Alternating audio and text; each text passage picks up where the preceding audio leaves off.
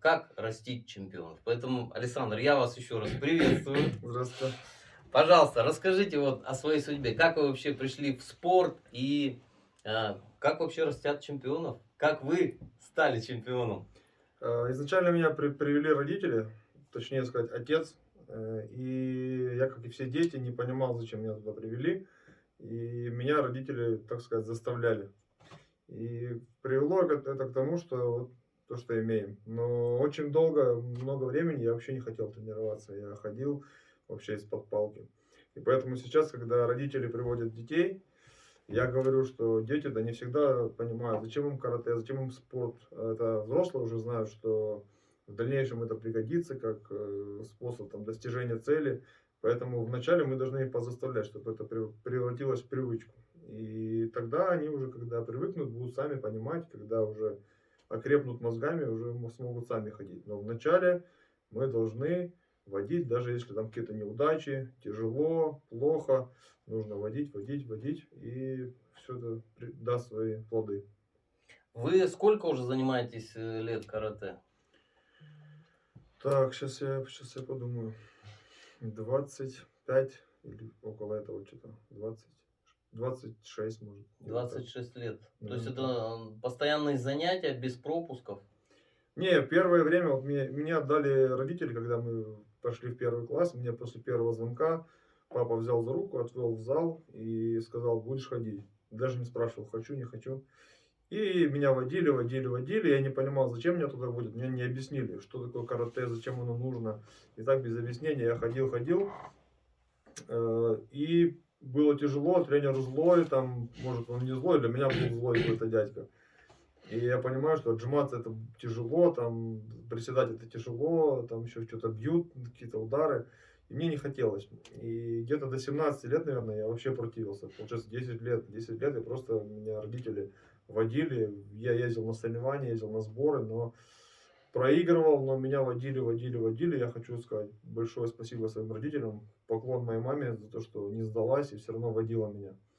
И вот когда я уже стал в осознанном возрасте, я уже начал сам уже ходить. И уже как благодарность родителям я хотел доказать, что не зря они столько времени потратили. Теперь я должен чего-то добиться, чтобы показать им, что это не зря было проделано. А вот можете вспомнить свою первую победу, такую самую, ну, которая оставила память в вашей спортивной карьере, и после этого уже поняли, все, карате это мое, буду дальше, буду, пойду вперед. Ну, это вот когда я, наверное, начал уже взрослеть, лет в 15, был такой турнир у нас, это в Украине было, и мы поехали, меня часто возили там на разные турниры, я все время приезжал, проигрывал, приезжал, проигрывал. И тут какой-то турнир случился, что я приехал, и это был чемпионат Украины, прям официальный, там национальная, там все сборная, отбор. Я занял третье место. Еду домой, думаю, слушайте, я на таком турнире занял третье место, это же получается я серьезный пацан. Ну, значит, надо просто поднажать, и можно занять первое. И вот что-то у меня, я так подумал об этом, приехал домой, начал тренироваться уже осознаннее и уже побольше. Я уже начал сам что-то делать, что-то отжиматься, бегать, там, ходить на турник, приходить в зал, дополнительно тренироваться там с тренером, брать персональные тренировки. И уже более целенаправленно. И когда вот уже сфокусировался именно на карате, отсеял там игры, там какие-то гульки там с друзьями, то вот тогда пошли результаты.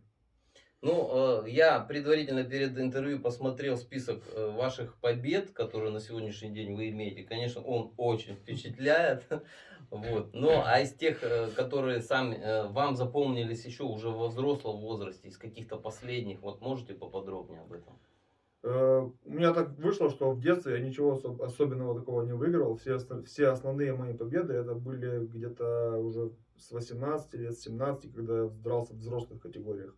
И для меня как бы каждая победа была значима, потому что я много проигрывал и почувствовал, что такое вкус проигрыша. И для меня была победа, это я знал, что это очень тяжело. И ну, каждая победа по взрослым для меня как бы так было круто. Но много было запоминающихся боев.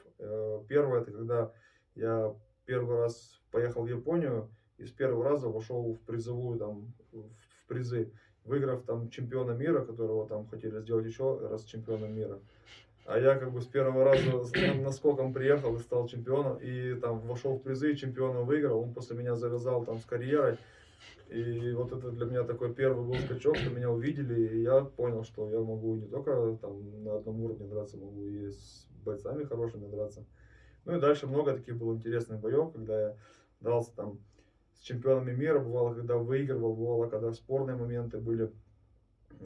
Я понимал, что, оказывается, все люди, у всех есть две руки, две ноги, просто надо тренироваться, не смотреть, что он какой-то чемпион, выходить, и можно, оказывается, любого победить. И это я еще ничего не побеждал, просто был обычным парнем. И до меня дошло, я как-то мне тренер мой один сказал, что все люди, у всех две руки, две ноги, и почему ты не можешь? Я так посидел, подумал, о, как, вроде да, оказывается, так и есть. И начал вот с этими мыслями тренироваться, и оказывается, все получается. Это очень интересно и хорошо.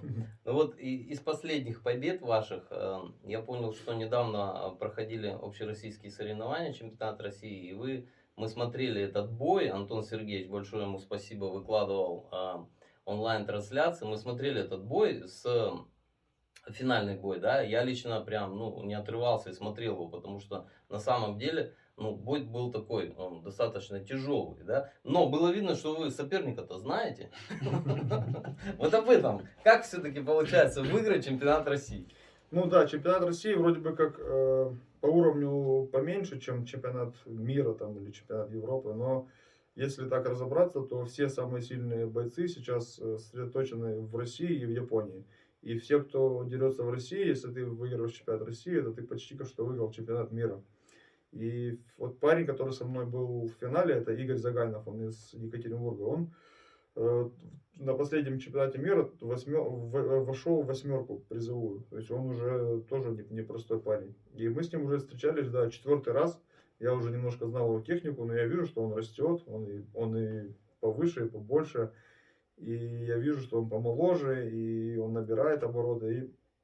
И пришлось там подзарубиться, подраться. И мне нравится, что он хороший парень, и нам удалось вот именно кураж поймать. И у меня последние вот 2 года я получаю удовольствие от боев. И когда мы с ним дрались, я увидел в его глазах, что он тоже улыбается, ему нравится. И когда вот дерешься, и тебе все равно проиграешь ты или выиграешь, но ты получаешь только удовольствие, тогда вот это кайф. И даже вот он занял 2 место, я вижу по глазам, по его, что и он кайфанул, ему это больше приносит удовольствие, чем там место. Поэтому это, не знаю, как молодым это объяснить, это наверное, приходит с возрастом, но вот с возрастом ко мне пришло то, что я дерусь для того, чтобы получать как бы удовольствие от боев. И на этом последнем чемпионате России мне как бы я кайфанул, как и на последнем чемпионате мира. Я с удовольствием дрался. У меня было минимум нервов, но я себе просто говорю, что ты же мог бы дома посидеть, а тебя никто не заставлял сюда ехать. А ты пришел уже. Поэтому что ты переживаешь? Занимайся своим любимым делом. Любимое дело же твое. Ты любишь это? Да. Ты каждый день этим занимаешься. Ты каждый день детей учишь, тренируешь. Ходишь на тренировки. Кто тебя заставляет? Ну вот пришел на соревнования. Ну так ты уже тогда кайфуй. И приходится получать удовольствие. Полностью с вами согласен. И это на самом деле заслуживает уважения. Сейчас я хочу обратиться к Антону Сергеевичу. Антон Сергеевич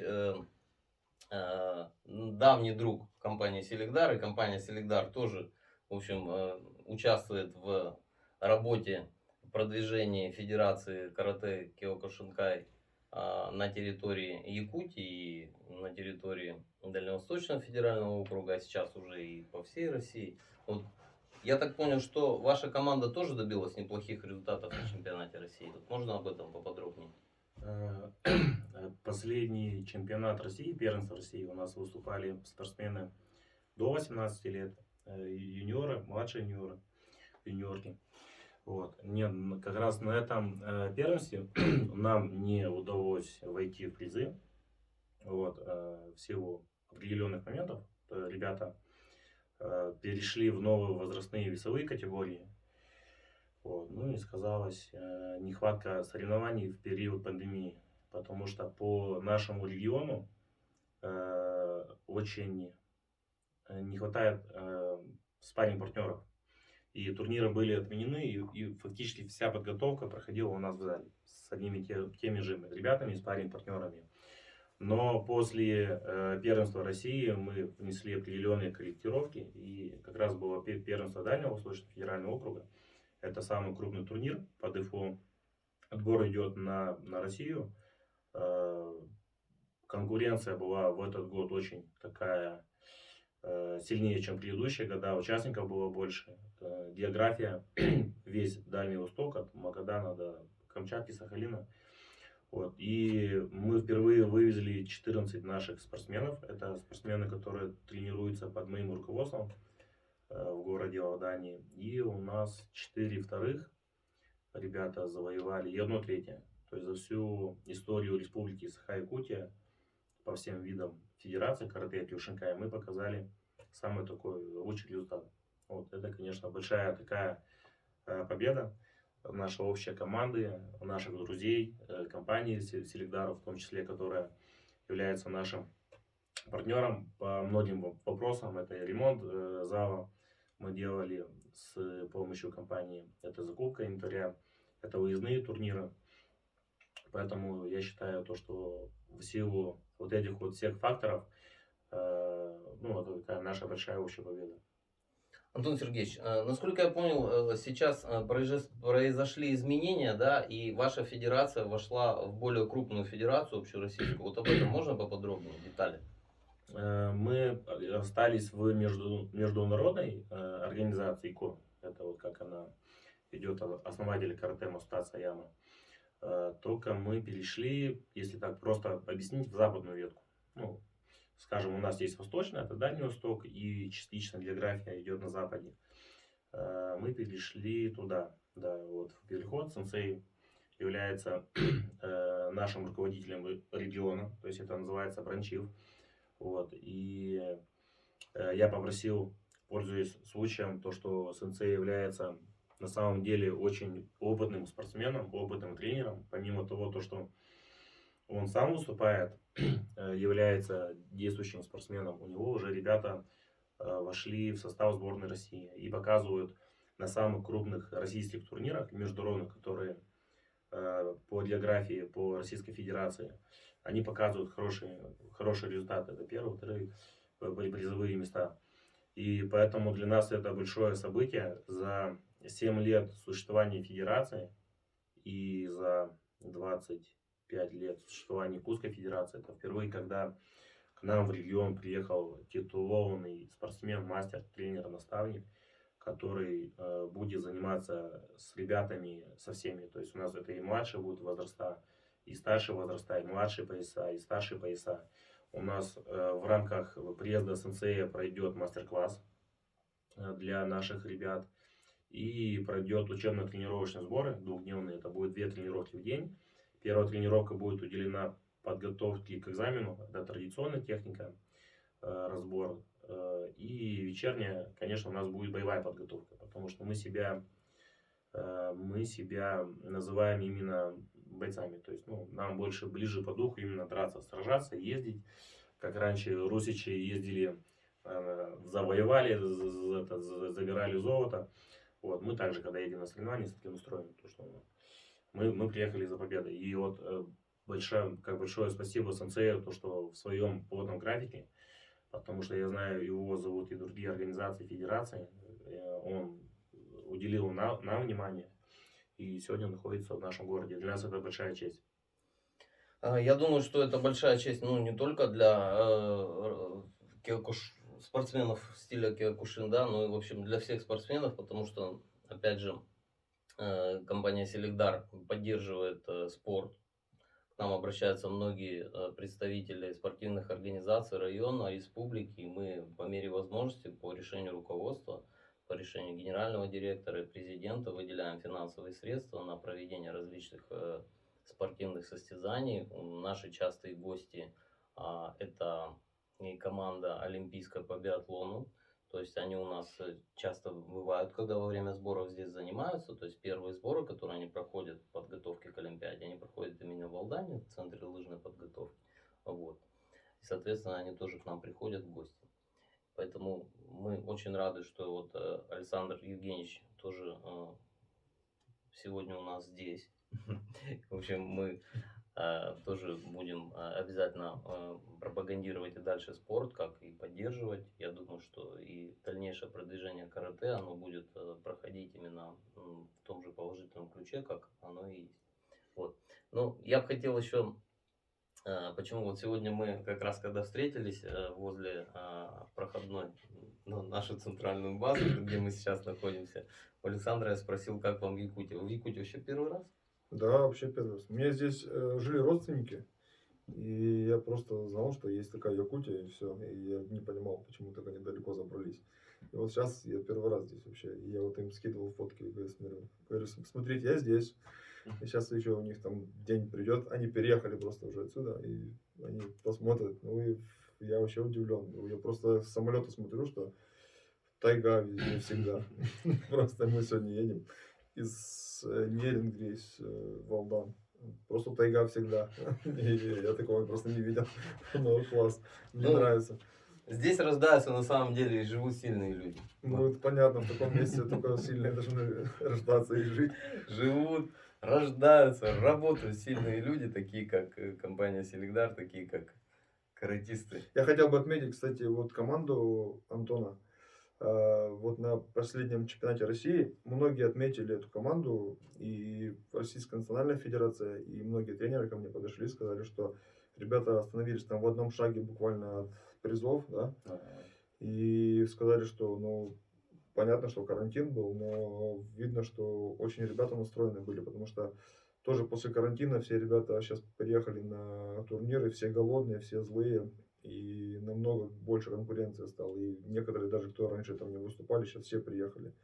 Поэтому то, что там нет призов, я говорю, что всегда, что для меня медаль это не главное. Для меня главное, что подошли какой-нибудь человек там со стороны, или зритель, или папа, или тренер там чей-то, и сказали, вот это хороший боец. И для меня это самый большой бальзам, потому что медали все равно будут. Главное, чтобы ты был боец хороший.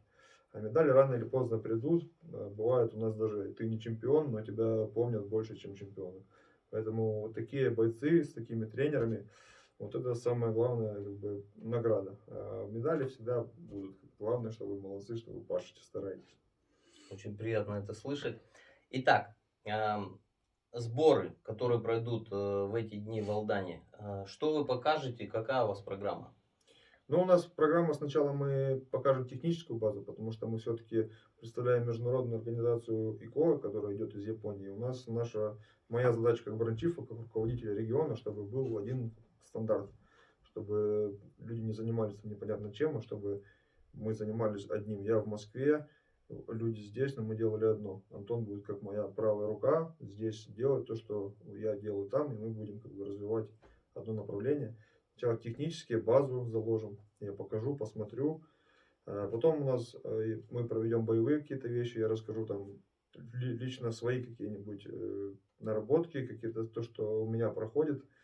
Я не буду там выдумывать, мне уже можно никого не обманывать, люди свои, я буду говорить все честно, как есть, какие вещи помогают побеждать просто. И потом у нас пройдет семинар, экзамен, куда будем сдавать на пояса. Я посмотрю уровень ребят, может что-то нужно будет поправить, исправить, может на следующий раз что-нибудь там добавить. И в конце узнаем, кто сдал на новые пояса из ребят. Понятно. Антон Сергеевич, у вас есть что добавить к этой программе? Что-то скажете? Да, добавить только одно, когда мы будем заниматься, когда уже. Очень хорошо. Итак, сегодня у нас в гостях был руководитель бойцовского клуба, известный российский спортсмен Александр Еременко, который буквально недавно стал чемпионом России. В самой престижной супертяжелой категории он получил специальный также приз за лучшую технику. Александр Александр Евгеньевич Еременко является мастером спорта международного класса по киокушин. И сегодня он в студии Селигдар ФМ, сегодня он в студии с нами, и в том числе со своим последователем, с представителем Федерации Антоном Сергеевичем Ильиным. пользуясь случаем и благодаря тому, что вы сегодня пришли, и я хотел бы вам подарить от нашей компании фирменные кепки Селигдар.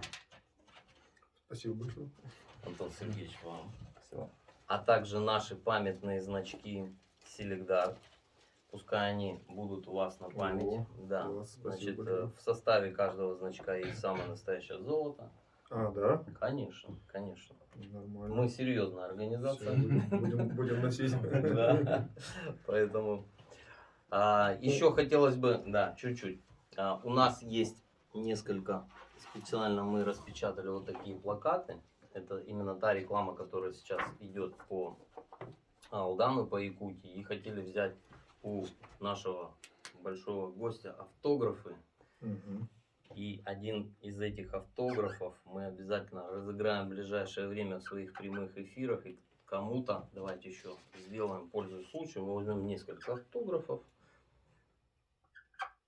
Вот. Я бы еще хотел отдельно, чтобы вы написали: занимайся спортом для нашего звукорежиссера Сергея Шипачева. Он отдаст этот памятный автограф своему сыну или сам себе будет. Все. Сергей у нас нам всегда работает на 5. Он молодец. Да, есть. Так. Все. Это специально для Селигдара напишите. Да, Селигдар. Селигдару. Вот такая у нас автограф-сессия проходит. Да. Только, ага, вот так вот пишется. Ага. Ага, все, это в сторону.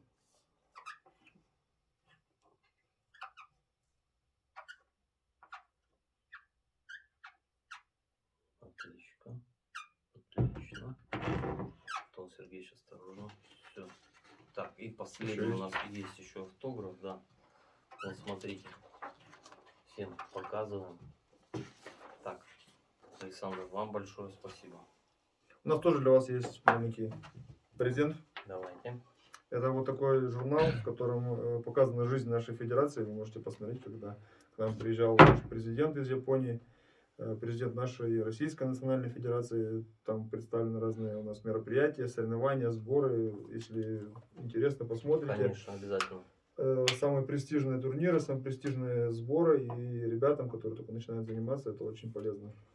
Мы обязательно посмотрим эту книгу и передадим ее в музей, отдадим ее нашему генеральному директору. Он коллекционирует памятные книги, поэтому всем, кому будет интересно узнать об истории Киокушина в России, обязательно звоните, подходите к нам. Мы сначала покажем вам, а потом передадим Сергею Михайловичу на хранение. Итак, сегодня у нас эфир заканчивается. Большое спасибо всем, кто нас смотрел, всем, кто нас слушал. Впереди в Алдане сборы бранча Александра Еременко с 21 по 24 мая. Алдан, Саха, Якутия. Алданская районная федерация Киокусинкай карате приглашает всех на сборы. Сборы бесплатные, поэтому все за спорт. Занимаемся спортом, всегда в спорте. Ос! Всем спасибо. Ос. Приходите, получайте золото. Тренируйтесь.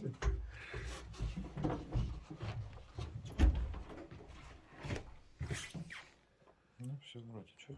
А у тебя тут оно записало, нет вообще?